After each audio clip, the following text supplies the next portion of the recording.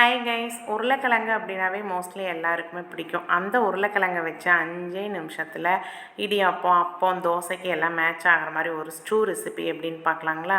அதுக்கு ஒரு 2 பெரிய வெங்காயம், உங்களுக்கு எவ்வளோ உருளைக்கிழங்கு வேணுமோ அதுக்கு எடுத்துக்கலாம். ஒரு துண்டு இஞ்சி, காரத்துக்கு தகுந்த மாதிரி பச்சை மிளகாய், அது எல்லாத்தையும் கட் பண்ணி ஒரு குக்கரில் நம்ம கட் பண்ணி வச்சுருக்கிறது எல்லாத்தையும் சேர்த்துட்டு உப்பு அது முதங்குற அளவுக்கு தண்ணி ஊற்றி ஒரு 3-4 விசில் விட்டு இறக்கலாம். இப்போ ஒரு கெட்டியான தேங்காய் பால் கொஞ்சம் எடுத்து வச்சுக்கோங்க. இப்போ விசில் அடங்கினதுக்கு அப்புறமேலு மறுபடியும் அடுப்பை பற்ற வச்சு இது நல்லா குலைவாக வேக விட்டுருங்க.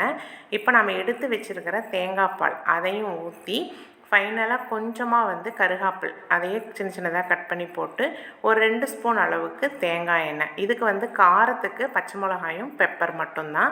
அதனால் தேங்காய் எண்ணெய் ஊற்றி ஃபைனலாக உங்களுக்கு எவ்வளோ காரம் வேணுமோ அதுக்கு தகுந்த மாதிரி பெப்பரும் கூட போட்டு நல்ல ஒரு கொதி விட்டதுக்கப்புறம் இறக்கி வச்சிட்டிங்க அப்படின்னா சூப்பராக ரெடி ஆயிரும். 5 நிமிஷத்தில் ரெடி ஆயிரும். கண்டிப்பாக ட்ரை பண்ணி பாருங்கள். மறக்காமல் சப்ஸ்கிரைப் பண்ணுங்கள்.